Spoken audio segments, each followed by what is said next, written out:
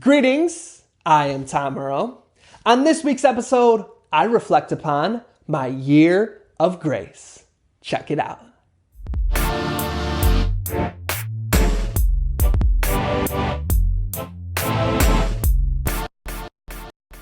Greetings, I am Tom Earl, and this is my year of grace.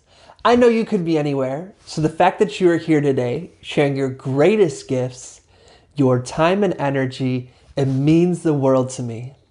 I hope you know that in this moment, just as you are valued, you are appreciated, and you are loved. This episode is the last year of grace episode ever. It's also the last episode of 2019. So what I really wanted to say was, greetings, I am Tom Earl. This has been my year of grace. And wow, truly it has been. I love having the opportunities to share podcasts like this because it gives me the opportunity to intentionally reflect upon, wow, what have these last 12 months taught me about pronouncing words? What have these last 12 months, what have they really been like? What have they brought into the picture? And I hope one of my gifts that I'd like to invite you to receive is that you somehow take some time to reflect upon this past year for yourself. Before we do that, you know how I like to get started when it's just you and I, is to start with some intentional breathing. So what we're going to do here is, on the count of 3, we're going to breathe in through our nose. And as we do so, we're going to reach, stretch, or think up. And then as we breathe out, we're going to release any tension we might be holding. Are you ready? Because here we go. 1, 2, 3. Breathe in through your nose. And release. One more time. Breathe in through your nose. 3, 2, 1. And release. And as we're just sitting here, I want to invite you to recognize that there are functions, there are systems that you participate in that don't require any of your efforts, and yet they give you life. Blinking. The inhalation and exhalation as you sleep. Your blood flow. Rain, precipitation, crops growing. There's so much around you that all you have to do is just be yourself, and its benefits are abundant. And so when I say at the beginning, you are valued, you are loved, you are appreciated just as you are, it's not a gimmick. It's not a catchphrase. It's a reminder that you are enough. And with that knowledge, we're going to breathe in one more time. 3, 2, 1. Breathe in. And release. My friends, my beautiful friends, I wanted to share with you the answers I have received on this journey, this quest of what is grace. It was a prompt that I received about this time last year, where I thought, what is my year of going to be? I was just finishing up the year of balance.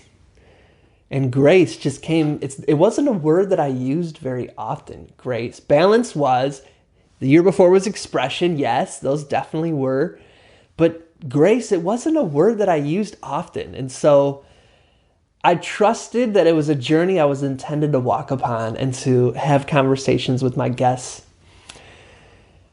And so here's what for me, oh, wait a sec. Last year was my year of courage. I was like, what am I forgetting? Anyways, so here's here's some of the answers. Here's some of the ahas that I've come up with for what is grace. So here we go. First is, this is for me personally, and you can in any way resonate if you'd like, but this isn't me telling you what to believe. But in my own life, one of the limiting beliefs that I reflect upon, that I am intentionally working on and inviting growth and an abundance and a growth mindset into, is this right here, this loop I'm going to explain. It is this equation that efforting, willpower, action, those things, even when they're painful, even when I'm pushing myself to the point where I'm almost sick, even when I'm pushing myself to the point where it's no longer enjoyable at all, to the point where it's becoming out of balance, that right there, that has to be done in order to equal success, achievement, and really that is what will then equal fulfillment, happiness, and my own worthiness. So let's say, for instance, this podcast that I used to just stay up all hours of the night working on this and other things to do with my business, and I'm working so hard. But when I do that for 3 weeks straight, if I do that 2 weeks in a row, by the third week, I'm sick every single time. And so I've been recognizing, I've been surrounding myself with mentors and with signs and with reminders that we're not here on this earth just to suffer. And what's interesting is that is a message we hear all the time, though, that this life is a test. We're here to suffer and to struggle and the gnashing of teeth on the streets. And really, I've been inviting and I've been surrounding myself with this other belief that I've been around, which is that we are spiritual beings here on an experience of joy, of lessons learned, of abundance, of exploration, and that there's a fun to this, there's a lightness. And so here's an example, here's where I'm getting to what grace is for me, is in those moments where I'm efforting and I'm hitting my head against the wall, where I say, you know what, Tom, pause. What is it that you really want to be doing right now in this moment? And if it's something like, what I really want to be doing is taking a nap. What I really want to be doing is I want to lay down and binge watch a couple episodes with Adora. What I really want to do is go for a walk. What I really want to do is go to spin class. What I really want to do is write a song. Or what I really want to do is I genuinely want to sit here and work on this project I'm working on. When I ask that question and I become vulnerable to my own self and I answer it honestly, and I give that answer, and then I go do that thing. And a lot of times that thing is rest. And in the back of my mind, I hear this voice saying, why are you resting? You need to work. If you want to achieve your dreams, you must get up and work, and you must get up and work. And then I say, no, I'm going to believe in something else. When I do that, and I relax, and I let go, and I reset, and I rejuvenate, and while I'm resetting and while I'm rejuvenating, some piece of the puzzle, some line of the journey, some brick in that pathway that I had been trying to get to happen through my efforts, all of a sudden when I finally let go and just release, almost instantaneously, boom, that thing happens, that connection happens, that email that I've been waiting for, that random person saying, Tom, I'm looking for a coach. Will you be my coach? That random person saying, Tom, here's an awesome opportunity. Do you want to be a part of it? That required no efforting, no stress on my end. It just came to me. And it came to me in a moment of release and letting go and giving it up. When it happens, when that happens in that moment, I call that phenomenon grace. That is my definition of grace. That moment right there, where I release this limiting belief that everything has to be done through pain and struggle and effort, and that I'm not worthy unless I'm working. I'm not worthy unless I'm efforting. If I'm, I'll sleep when I'm dead. When I release all of that and I actually do what my heart is calling me to do, and I pause and I relax and I reflect and I get in tune with my heart and my body and my soul, and then boom, that thing that I had been wanting, that goal, just effortlessly is accomplished. That phenomenon of why did that thing come true? Why did I receive this blessing only after I let go? Why? Why? My answer is grace. That is my answer. What I've also realized about grace is that grace is a virtue that has become over-explained as something religious or spiritual. That some of my guests even put it out that when you hear the word grace, it sounds religious, almost Christian. And not putting anybody down or saying, oh, don't use it as that. That's not what I'm saying. But I think that grace gets a little bit too much put into that spiritual religious category. Two things I've recognized within this point. First is that all virtues have a spiritual element. And when I say spiritual, I mean it's something that connects us to something other than our ego, something other than that voice in our head that is connected to fear and pleasure and pain and all those kind of things. When we reconnect with that essence that's greater than who we are, however you define that, that's how I'm using the word spiritual, all of the virtues, whether it's courage, whether it's honesty, whether it's love, whether it's inclusion, all of those require us to connect to our highest self in order for us to practice them. So all of them require an essence of spirituality, but grace, I think because it's used in scripture and these kind of things, gets a little bit too much put into that category.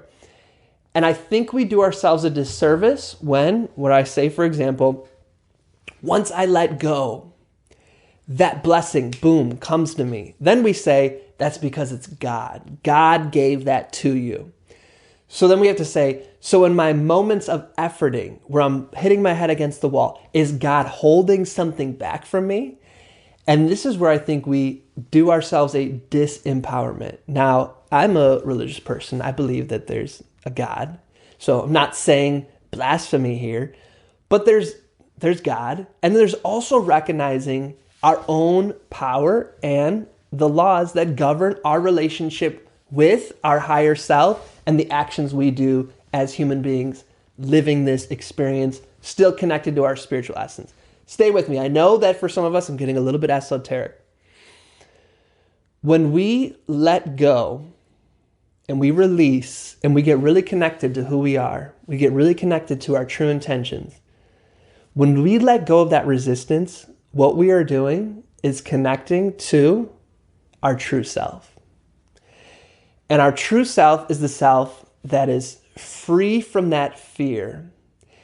It is left behind that voice that someone else put in our mind that says things like, yeah, well, if I go for this and I get it, I'll probably lose it all anyways because things fall apart. No good things are meant to last. Or the voice that says, yeah, but if I go for it, I'll probably be ridiculed or rejected and it's not worth it. Or, why would I go for it when there's somebody so much better than me to do it? This isn't me. I'm gonna fall back. That voice in our head is not actually our true self. That's not actually who we are.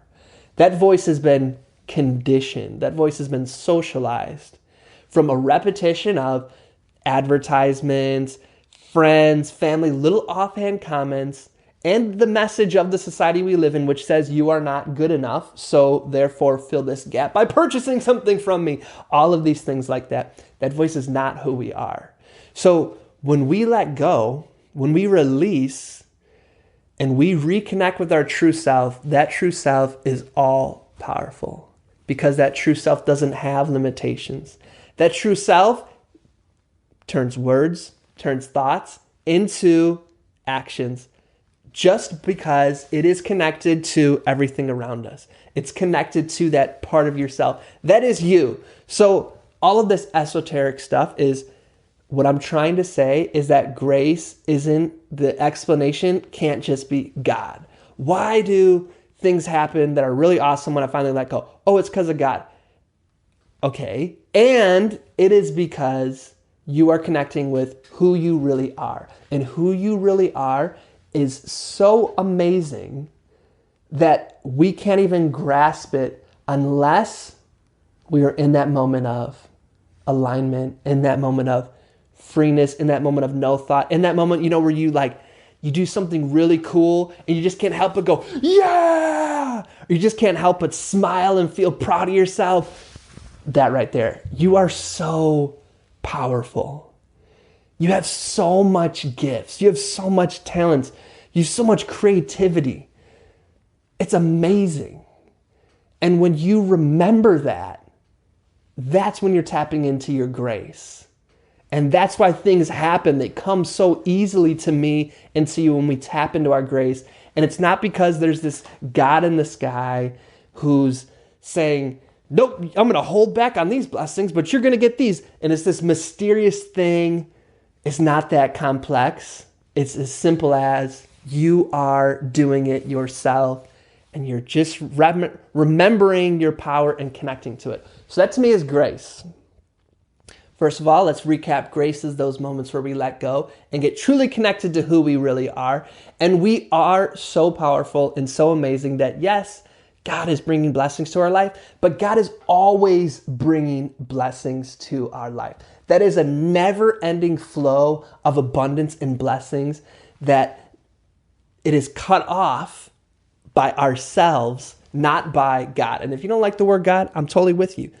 Whatever you think around you, this energy, this access to opportunity, it's always flowing towards us. And it's when we start to doubt ourselves, when we start to believe that false limiting, put down, degrading beliefs that our society is ingrained in us out of its sickness. When we start to believe those things, we cut our own selves off. And so for me, grace is those moments where we start to open up. And so where you do open up and you experience grace, I want you to own it personally. Yes, you can say, praise be to God. I'm not trying to stop anybody from saying that. But what I also want you to say is, I did that. I did that. My true self did that. So you can recognize that's not a moment of chance. It's not this fleeting opportunity that you can live your entire life always like that. The more and more you let go and you kick out those beliefs that have been put in our heads, and you start to embrace more and more and more who you really are. You can't see it if you're listening to the podcast, but I'm getting right in our face because I believe so strongly in this. I believe so strongly in you. And so here's another element of grace that I have aha'd, is this. Everything is always working out for my benefit, and that everything always works out for the good eventually. There have been so many times where something has happened and I thought, oh my God, why is this happening?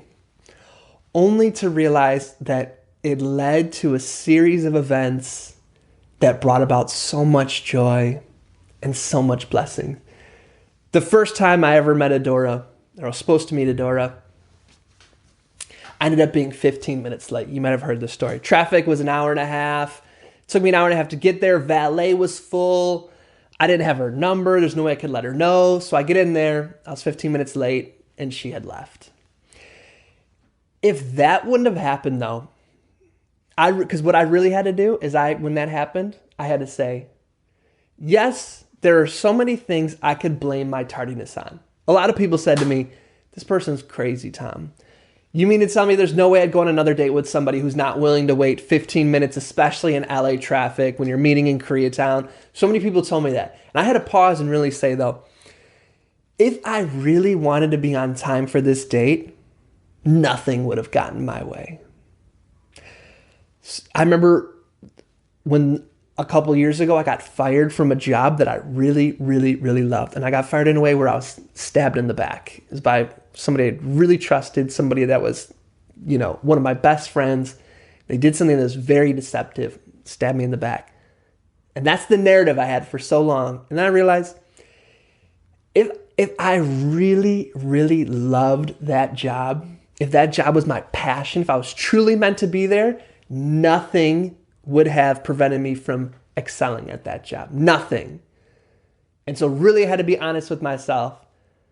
I was ready to let go. I was ready to be released. I was ready to move on. And this friend who I carried so much animosity towards for so long, I realized was really hearing within me without even me realizing it, that I was ready to move on. And it wasn't a decision I wouldn't have made myself. And so they gave me that little push. And so what I'm saying is that in these moments where they seem like, since right now I'm recording this around Christmas, it seems like coal in the stocking, the potato in the stocking. That's what I used to get when I was younger, when I was naughty.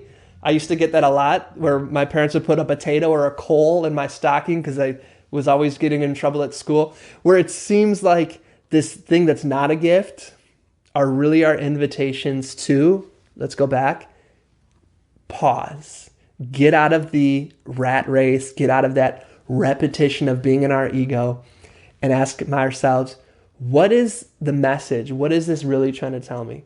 What is this mirror holding up towards me? Another one is people who frustrate or anger you. There's certain personality types I have realized that, when I have to work with them, I don't like it. And so then when I stop to realize is, what is it that they're reflecting back to me that I don't like about myself? What is it they're reflecting back to me that I'm uncomfortable with in my own personality? And I started to ask myself that question. And that thing that at first I didn't think was a gift ended up being such a powerful gift. Going back to the Adora one, I had to say, is this a date? Is this a person I truly want to meet? Or am I going to continue showing up half-assed and hope it works out? And I said, I really do want this. And so on our next date, I showed up 2.5 hours early. And on our next date, I showed up with a gift. And I went all in because I knew this was somebody, at first subconsciously, and then I consciously recognized this is someone who's going to change my life. And it all works out. And that is an element of grace. Now, for me, I like to surround myself with entrepreneurs who are doing inspiring things, because it's something that I want to do. I want to be an entrepreneur doing inspiring things. When I say surround myself, a lot of times I'm surrounding myself with mentors who I've never had the blessing to meet. I'm meeting them through podcasts, through books, through YouTube videos. And so one thing I have found is that in every entrepreneur's journey, there comes a crisis that seems like it was insurmountable, and yet it always works out. Let me give you a great example. Have you ever had Stacy's chips, the Stacy's pita chips? I recommend that you listen to their story on how I built this with Guy Raz, Stacy's chips. But there was a moment that just shook me. So basically, Stacy's chips, they used to sell pita wraps out of a push cart, not a food truck, one of those push carts that people usually just sell like ice cream or something out of. So they used to sell pita bread or pita wraps out of those push carts, and they always had to order fresh bread. So they always had excess pita bread. So they started to make pita chips out of the pita bread. And since they always had a long line, since it's just this little cart, you really can't get that cart to go much faster. They gave out free pita chips to get their customers to feel appreciated while they're waiting in line. And then people started to say, actually, I just want to buy the chips. I don't want to buy the pita wraps in general. They realized, oh, these chips that we just happened to make, because we didn't want to waste this product, actually became their core product. So many cool stories. Scale to, they're selling $50 million worth of product every single year. $50 million of pita chips that they just happened to stumble across making this product. So then a company decides that they are going to buy them. I believe it was for $250 million. So they say, they come up with this agreement to be purchased. I believe it was by Pepsi. The night before they were going to sign the agreement to sell the company, their factory burns down.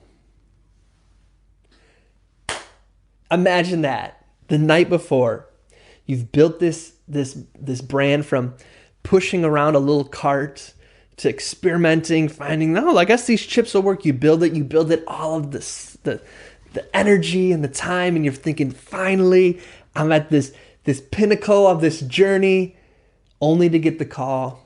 There's a fire in the factory. $9 million worth of product is lost. 25% of the factory completely burnt down. So of course, the selling of it is put on hold. And they say, we're really sorry. We're going to have to come take a look. And they say, we can't buy this like it is now.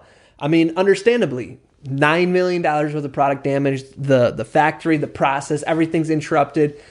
This could put a company out of business. So this was November. They were supposed to sell it the next day. So what they did, they called in every favor that they could over the years. Anybody that they talked to, anybody that they could, they called them in. They worked their butts off. This was November. By January, they called the company back. I believe it was Pepsi. They called them back, said, take a look. They came and said, I don't know how you did it, but you completely turned it around. We're going through with the deal. The next day, boom, they signed the deal. Can you imagine that? Crazy. Another great example. Whole Foods. Now I know now that Amazon bought Whole Foods that there's some tension that might come up around Whole Foods, but this is Whole Foods back when they were before the Amazon purchase. So the founder of Whole Foods, they were just this small, basically corner store. So they decided they were going to buy their first big supermarket type store, their first market, which eventually would become Whole Foods Market. So they bought it. They opened up the store. First month, amazing sales. Second month, amazing sales. Things are looking so good. They put all of their money into this store. And then what happens? The biggest flood ever in 100 years. Well, I guess not ever. The biggest flood in 100 years. So they heard that it was going to rain and it was going to start to flood.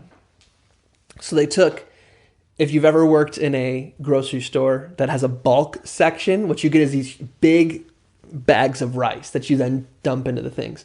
So they took these big bags of rice and they put it in front of the doors. They just stacked them high to prevent the rain from coming in. So the rain was coming and it worked. The rain was prevented from coming in because of these, this rain barrier that they created themselves. Then the water started to rise, and it started to rise, and it started to rise, and it got so high that eventually the glass in front shattered. All the glass shattered. They said it was like a tidal wave came through, and the employees had to swim out. It rained so bad. That was a Saturday. So the owner came in on Sunday, because this is back in the day when everything was done with cash. So he said he had to swam into the place, and there was just looters everywhere, just looting everything. So he went into the safe, took out the money in a safe, threw it in a brown paper bag, started walking out, and a looter came up and said, "Hey man, did you get anything good?" And he's carrying like $200,000 in cash. He's like, "I don't know. I just grabbed what I could and got out of there. But I think I saw another guy got something really good." So the person's like, "Okay, cool. Let me get it." Got the cash out of there. At least that was good. But they came back the next day. The store is just completely destroyed. They had seafood. So you got fish everywhere, spoiled meat. And the sewage, when it floods, sewage comes in. So there's sewage all over the store.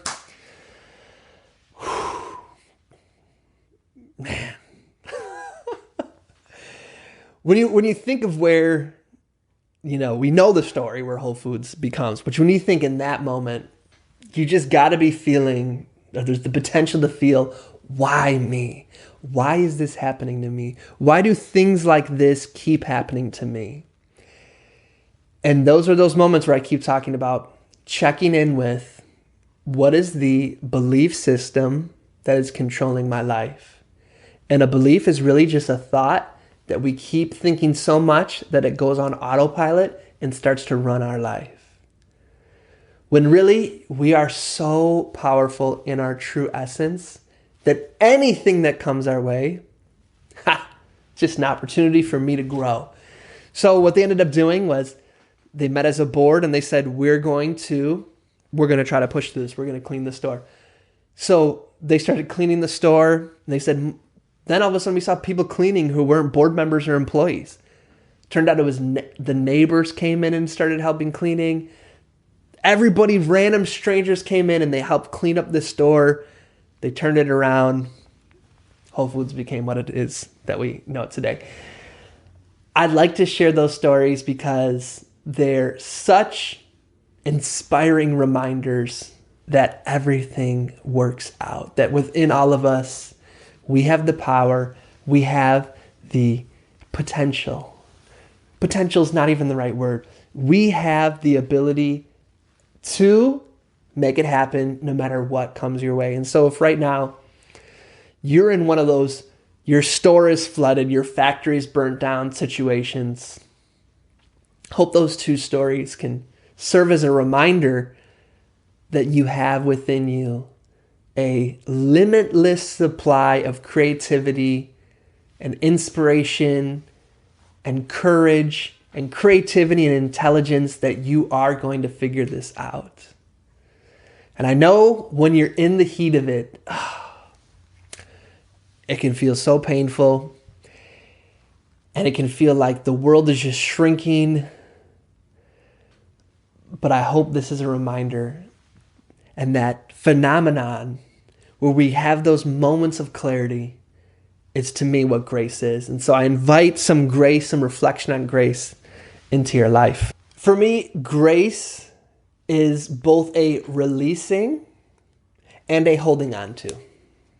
It is a releasing of those limiting beliefs that hold us back, and a holding on to a discipline in recognizing our potential, a discipline and becoming aware of those moments where we are slipping into, or we are sliding into those egos, or we are slipping into those limiting beliefs, or those beliefs that people have put on us, or those ceilings or boxes that people put us into, releasing those and having the discipline to start to recognize what the quality of life feels like, the quality of thinking, the quality of being present feels like when we are being impacted, when we are buying back into those limiting beliefs, and when we have released them.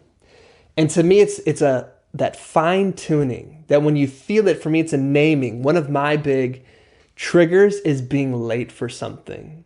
When I'm late, I'm like, oh my gosh, I'm going to be late. And so in reflection, it's because it comes back to this limiting belief that there's not enough time. There's not enough.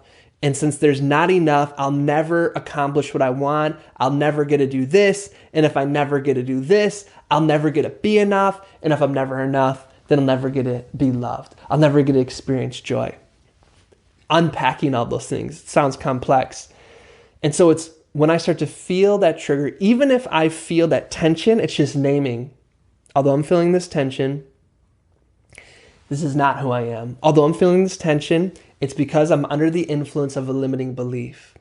And the more that I name that, even if I'm still feeling tense and uncomfortable and anxious and sad, in those moments, it allows me to recognize that I'm feeling this because of I'm buying into this limiting belief.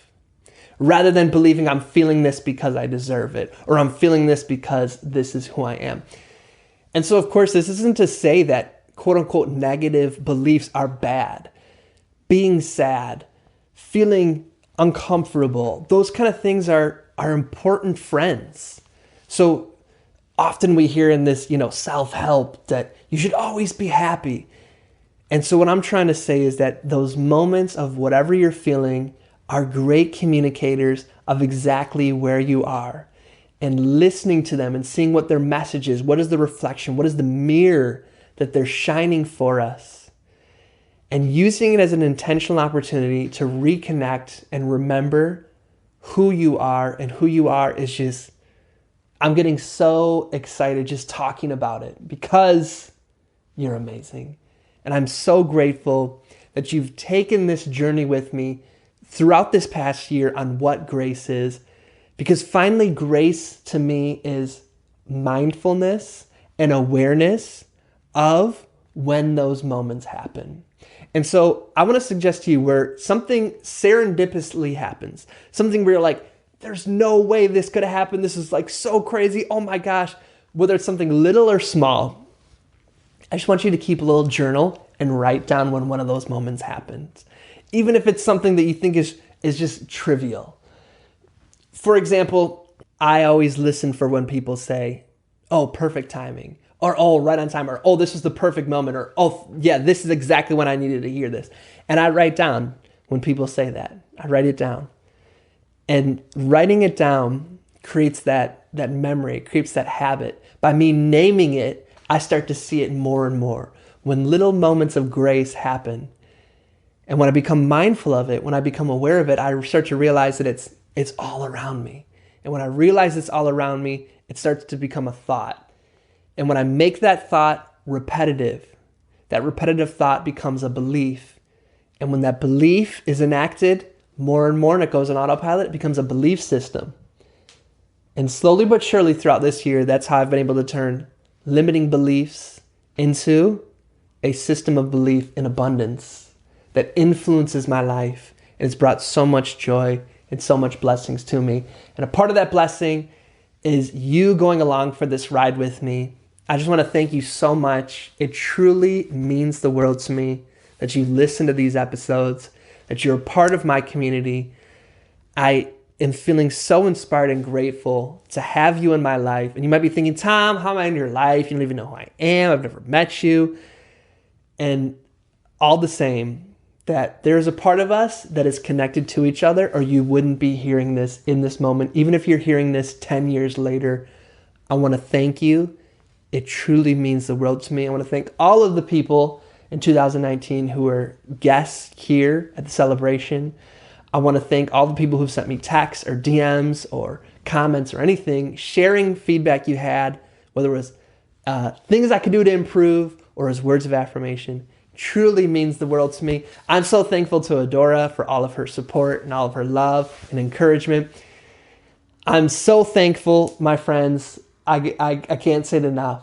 And so I want to share my appreciation with you. And as you know, we end with an invitation. And so my invitation to you is to become aware of those moments of grace that are around you.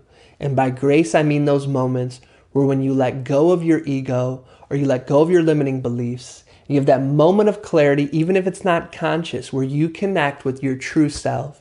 And your true self being that part of yourself that is powerful, that is ever-flowing creativity and inspiration. When you connect with that part, even for a moment, I want you to become aware and just recognize and name how good it feels and how effortlessly things come about in beautiful ways for you.